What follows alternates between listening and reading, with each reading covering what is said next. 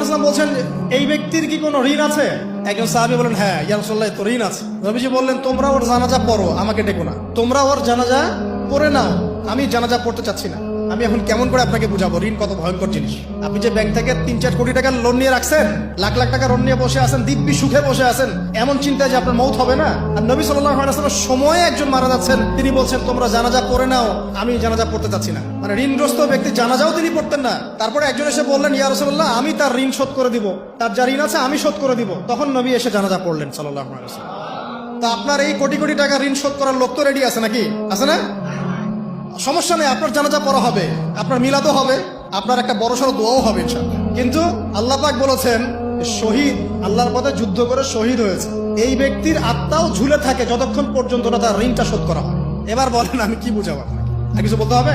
তো এখন সেই দোয়া শিখাচ্ছি আপনাদেরকে, যে দোয়া শিখলে আপনার ঋণ থেকে বাঁচবেন ইনশাআল্লাহ। কত দিবেন?